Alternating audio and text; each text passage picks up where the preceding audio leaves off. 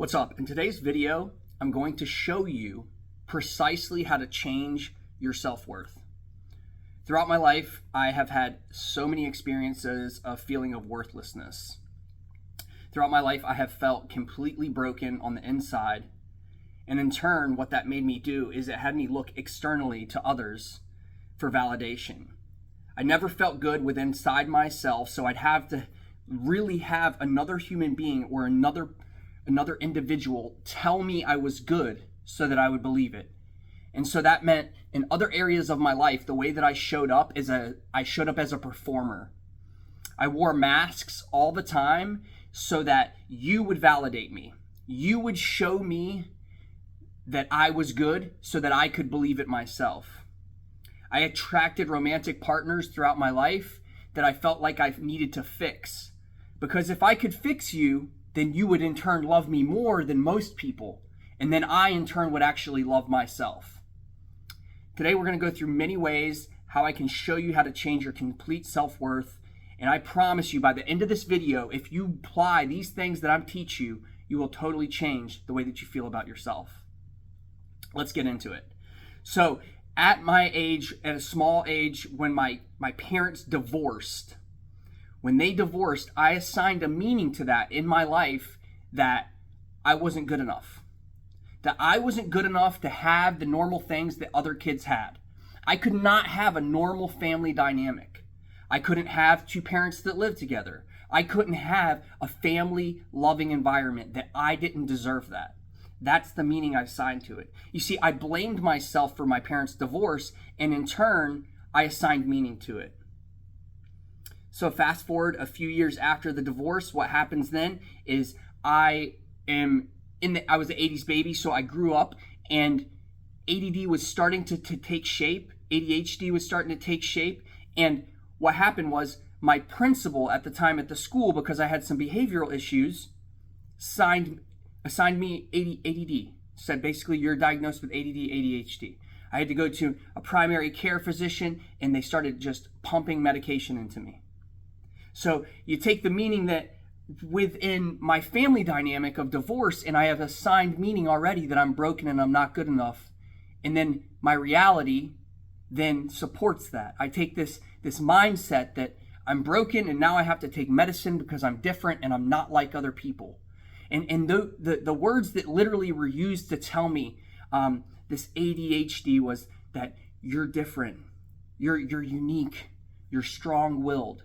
And so I took this belief system at an early age and I carried it through adulthood. Every place that I showed up, I felt like an outsider. I never felt comfortable in my own skin, and I really never loved myself. So fast forward 2019. This is how I carried this. And the crazy thing is in 2013, I got sober. For 4.5 years, I got sober.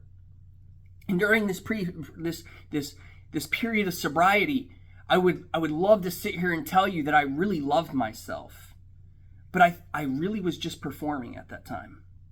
You see, I had gotten sober, but I hadn't really looked at myself. I hadn't done self-work. I did some things and dove into some activities of sobriety, but it was all a performance still. It was still looking for a way to feel validated and to make myself feel whole because I still felt broken. It was a false purpose to validate and to make myself feel worthy. I had to still feel like I had to show up in these circles of people to seek approval from others to actually feel like I was a part of. So fast forward 2013, period of sobriety, relapse, and then 2019, my wife dies. And at that point in my life, I was tired of looking to others for validation.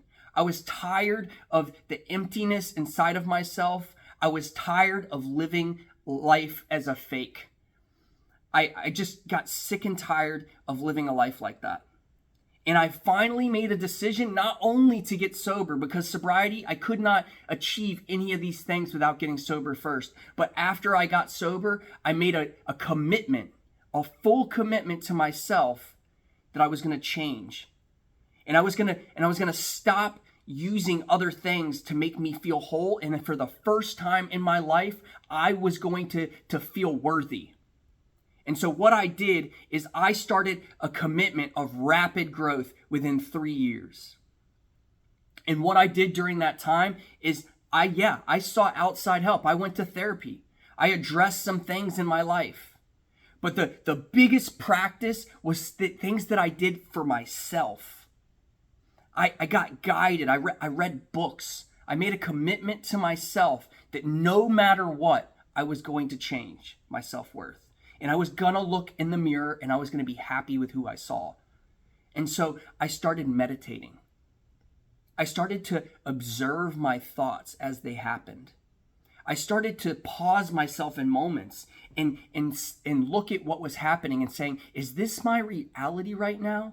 Or is this something I am believing in the moment? Am I walking into this room thinking people are talking about me?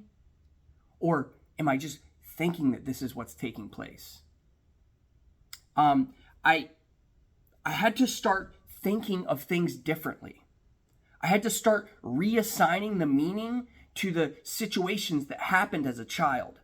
For example, the divorce that happened between my parents where I thought it was all my fault. I had to reframe that. And that's the power of the thing that's needed to get to a higher self-worth is we have to reframe the things that once stood in our way of creating a high self-worth. If I, for example, assign the meaning of divorce to being it was my fault and there was something fundamentally wrong with me, my reframe became, my parents just didn't get along with each other. They weren't meant to be together. Actually, matter of fact, they were doing me a huge favor by splitting up. Because instead, if not, I would have lived in a household that was so entirely broken that I would have dealt with fighting and arguing and maybe infidelity or whatever else might have come of the situation. So I had to reframe that and realize that that kid that looked at that as his fault, it's not his fault. And then from that moment, I had to look at ADD as, you know what? Maybe ADD is a blessing. And I started looking at it as maybe ADD in situations like school was raising red flags that I do not throw my energy into anything unless it really excites me. And my ADD is actually a blessing because it protects me from wasting energy in places that I don't feel alive and sparked. And so I reframe that as well. And I stopped carrying this burden of this broken person inside of me. Meditation, again, like I said, it helped me observe my thoughts. It allowed me to pause in moments and really seek the reality of the situation. I started doing grounding exercises. I started walking outside in the grass with my bare feet. I started sitting in meditation practice outdoors with my back against a tree, feeling grounded and rooted, literally rooted in myself. See, what happens in life is your belief becomes your reality. If you believe that everyone is out to get you, it's going to be just that. If you believe that you are a broken individual, you will show up as a broken individual every single day. If you have feelings of inferiority and you're not good enough, then that's what you're going to be. Your reality is you're going to be not good enough. And here's the crazy thing. Our environment will support our beliefs and reaffirm to us. Our beliefs will support and our environment will support our beliefs and reaffirm what we tell ourselves. I'll give you an example. So, in my life with a chef, I used to be a chef. And so in my life, I used to feel that I wasn't good enough. I didn't measure up to these other people, and I allowed people to take advantage of me because of that. I didn't have boundaries for myself. And so when I didn't have boundaries for myself, it allowed others to take advantage of that for me. And then so somebody would show up in my life. This chef I worked for, he always was asking more of me because he knew that I didn't care enough about myself to put a boundary in place. I had such a low self-worth, he knew he could make me stay late. He knew he could make me come in on my day off. And I'll give you a crazy example of this. My wife was in labor and he told me I had to come to work. And you know what I did? I went to work. How crazy is that? My wife is in labor, but I didn't have enough love inside of myself to say, you know what? I am exerting a boundary because I care enough about myself and my value systems that I'm saying no. The crazy thing is, I went to work long enough to tell him that I'm leaving. And if you need to fire me, you will. Because I am not going to miss this moment, and this is important to me. And I asserted myself, and I set a boundary. And what happened was the craziest thing. He started to respect me more. He stopped asking me to come to work and stay late. He started to respect the person that I showed up because I started to respect myself. You see, our environment will support our beliefs in the way that we believe about ourselves. The last thing is you have to stop putting people on pedestals. And what I mean by that is you have to realize that you are worthy no matter what. No matter what your childhood, no matter what happens in your life, no matter what relationships happen, no matter if you make mistakes, if you fail, if you did have a past with addiction, if your parents did divorce, if you do have ADD, you are worthy no matter what. That is your reality. And you have to stand firm in that and not be shaken. People will treat you the way that you treat yourself. If you treat yourself like shit, people will treat you like shit too, because they see you doing it. And they think, wow, this is okay. They do this to themselves. I'm not making any fouls. And so we have to start to treat ourselves with the highest version of care that we can. We have to reframe all the stuff that we are taught. And we have to carry that with us into all future relationships and realize and observe our thoughts in these moments. Your energy will change, and so will your desires. Your energy will change, and so will your desires. If you start changing, the crazy thing is, when I started my journey within myself, when I started the journey within, I really was taking a journey just to start feeling better about me. And I started thinking like, oh, I'm going to be this powerful chef. People are going to start to respect me more. And you know what's crazy? I didn't want to be a chef anymore at all. I stopped literally caring about the one thing that literally used to be the driving force of everything that I wanted in my life. You see, because I started to change the way that I felt about myself, and I realized that an environment as a chef was not something I wanted to put myself in. I didn't want the grueling hours. I didn't want to stay late at night. I didn't want to work holidays and be away from my family. I didn't want to work so hard every single day for very, very little income.